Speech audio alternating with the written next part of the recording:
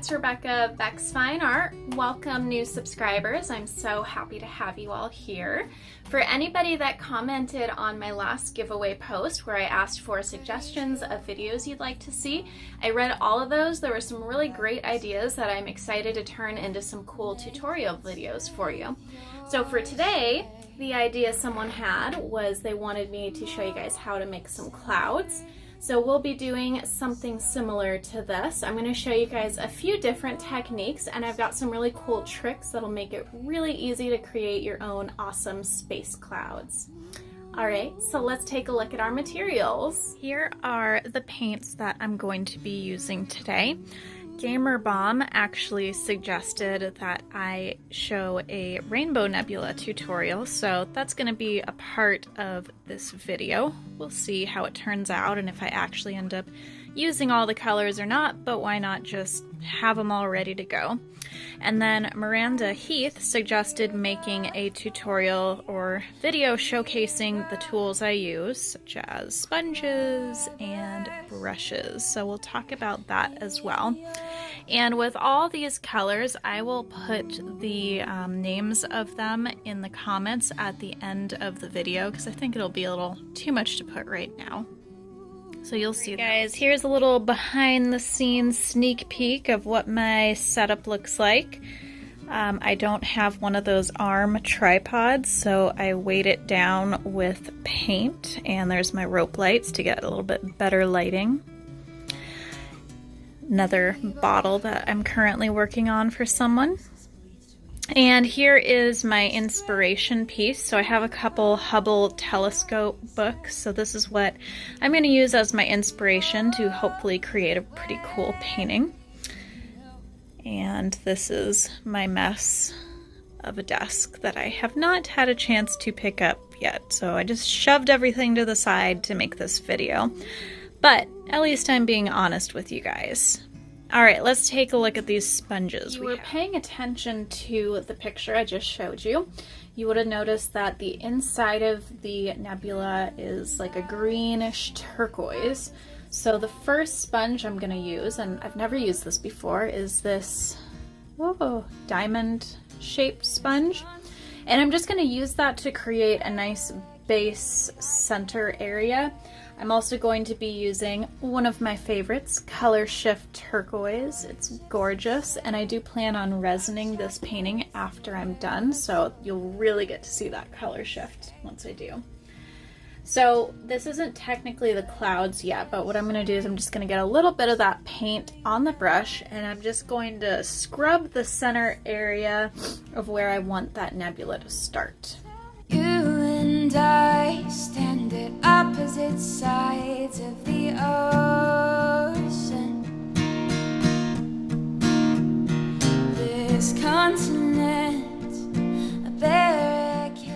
So the thing that you'll notice about this sponge is there will be some harder edge blending on it because we obviously have a sharp pointed edge on the sponge. So that's a little bit of a downside, but it does work in terms of getting a nice blend going outwards. It's just not ideal for anything that's gonna be round. So obviously that's why I'm using this for the base layer. Okay, next sponge is this orange one. It's very round. I haven't used this one yet, so this will be an interesting thing to see. So also in that picture of the nebula, the center was really green. So I'm just gonna brush some of a green mixture I made, and we'll just see how it goes. This one so far is working really good just to create you know, a nice smooth edge. It doesn't have that hard edge like that gray sponge did, so it's actually working pretty well to blend that color without getting a pointy edge on any of this. And I'm really just playing around with this, so what you guys see in the video is probably not going to be the finished product of this nebula. It's most likely just going to be the base details, so don't comment saying it sucks afterwards because it's not done. We're beautiful just for a moment. You and I found our starting line in the side.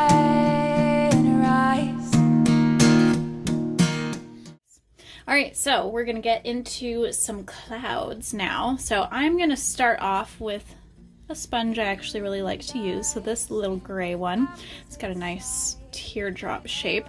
What I find is that this pointed edge really helps to get some of those details of the smaller clouds that are kind of faded into the background. And then I obviously use it to create the bigger tops of them too, but this works really well for little details.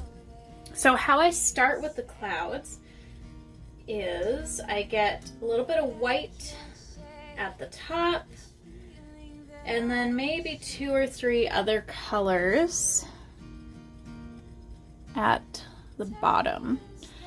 And so we're just gonna jump right into it. So you're really sort of creating this kind of circular scrubbing motion, and I'm just outlining generally where I want these clouds to be, which we're kind of creating like a circle around this. This is going to be our focal point right in here.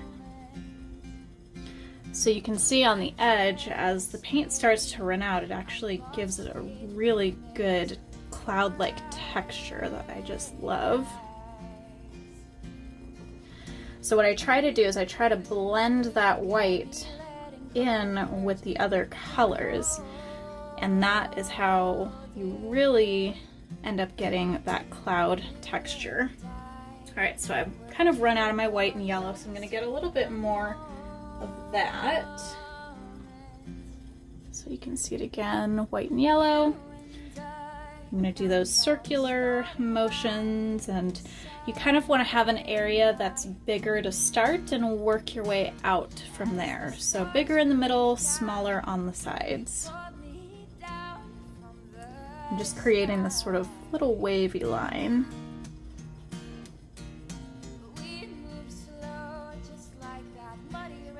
Go back to those white areas and kind of blend it back in. When you're going over a dark color with a light color, you're definitely going to have to use multiple layers, because otherwise when this dries you're going to see a lot of that turquoise and black through it, and it's not necessarily going to look the greatest.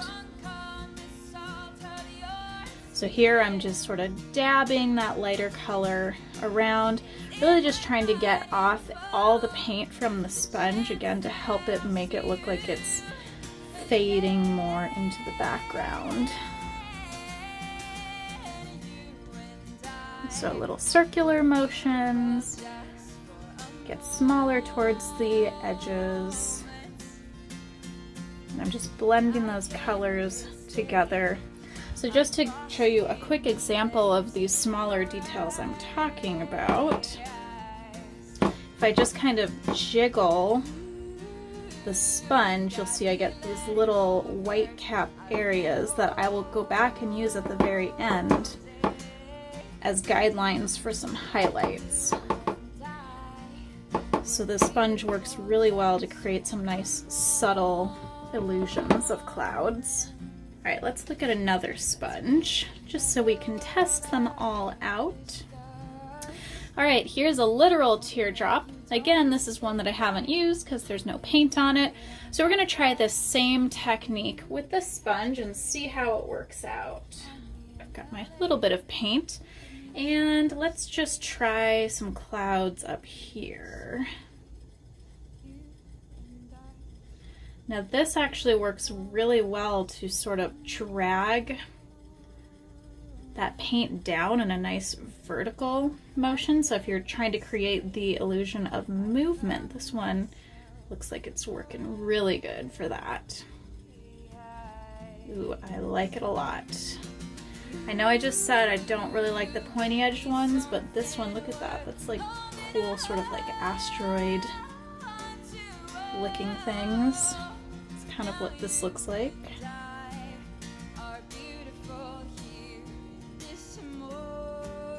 So I'm still doing that same technique, although with this one I'm just dragging it a little bit more. And as I'm doing this, just to let you know, I am looking at the picture that I showed you guys a bit earlier. So I'm not just making this up. I am trying to loosely base it off the image I showed you. So the only hard thing is obviously I can't get a really rounded edge with this one.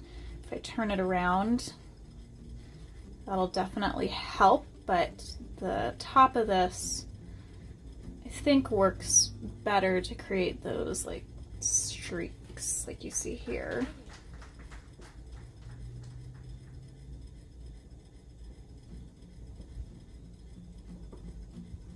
But on the positive, I like how this is coming out so far. I mean, it's nowhere close to being done, but I'm a fan of it. So hopefully I don't ruin it. Okay, what other sponges do we have? We have this purple one.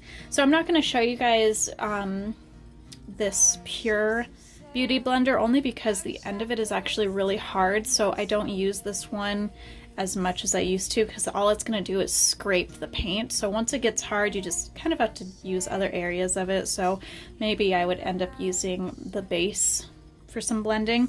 This one is almost the same thing. This is a little bit pointier, but this one should work pretty well. You can see I haven't used it as much, and I would probably use either end of it actually because it's got a nice shape. So again, we're just continuing with that same technique. We're just trying out this sponge now. Yeah, this one actually works really nice to get some bigger clouds.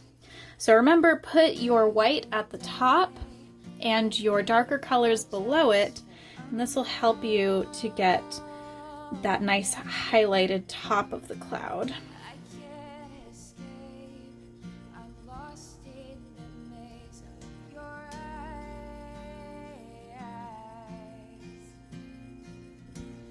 And we know what I'm actually going to do. So I'm going to use this teardrop one to kind of drag this stuff out. See that technique? Let's see how it looks. Maybe I don't like it. Never mind. So in order to get more texture in here, like I said, you're going to layer a lot of colors, but since I don't want to make a super long video, I'm just going to take a little dab of white and I'll just kind of push the end of this sponge to maybe start the highlights of some of these space clouds.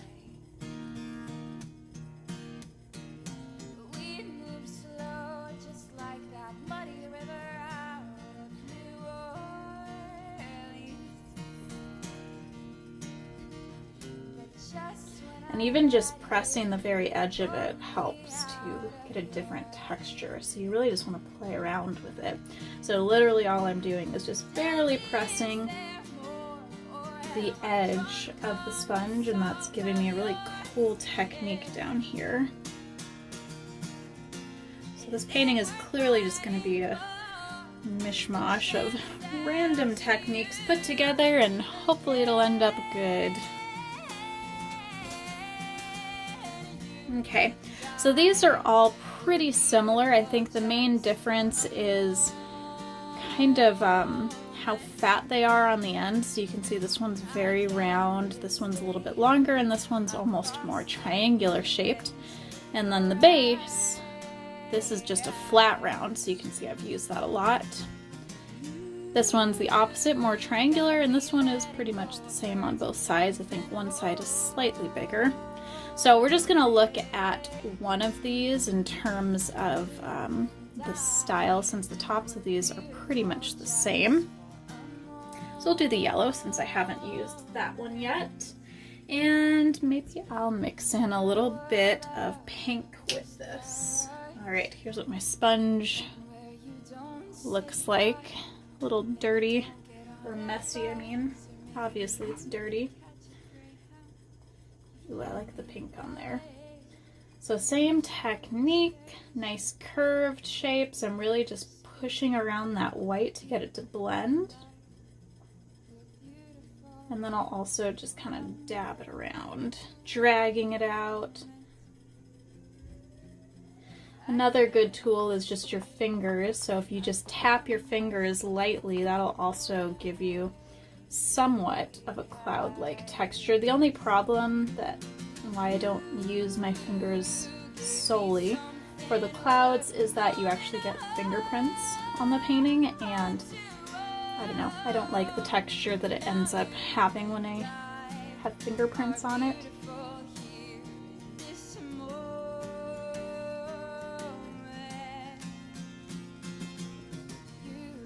Alright, same technique, same texture. You can drag it out like that teardrop sponge to get those sort of faded effects. Don't really like that part now, so hopefully I'm able to fix it. And then just so you guys can see the end of this one, let's go back to using the yellow. Maybe we'll do some more yellow clouds here. So this one is nice and fat. So especially if you're doing bigger clouds, this is going to be the best sponge to use for that. It just gives you basically like a perfect round circle. So this, again, it's super easy to make these clouds, especially if you're using the sponges. I really don't use brushes for clouds anymore because they have such a scratchy look to them. Alright, so I'm gonna just get this going into a time lapse, and hopefully it ends up somewhat decent. Like I said, it's probably not gonna be done in this video, but we'll see what I get finished. Just when I had you, they pulled me out of your reach. Tell me, is there more, or am I drunk on the salt of your skin? Alright guys, so here's how it ended up. I still don't think I'm done. I've got some final touches to do, but honestly, it was a super quick acrylic painting, and I'm pretty happy with how it is for only spending a couple hours on it. So before I finish this video, I just wanted to say these little details that you see in here, I actually use this really cool Sharpie paint pen, and that worked out really nicely for creating these nice wispy clouds and these streaks in the nebula. So this, honestly, I highly recommend. And when you use resin, it doesn't smear either, which is really nice, and that's some issues that I've run into with other paint pens. So this will be in my material list as well that you can check out at the end of the video. Thank you all for watching. I hope that you enjoyed this video, and I really hope to see some cool galaxy clouds from all of you. If you want to email those to me, please feel free. My email is info.bex@gmail.com. I would absolutely love to share those on my social media platforms. And if you have any suggestions for new tutorials you'd like to see, please feel free to comment. Don't forget to subscribe and check out my other social media platforms, Instagram, TikTok, and Facebook. All right, see you guys soon. You and I were beautiful just for a moment.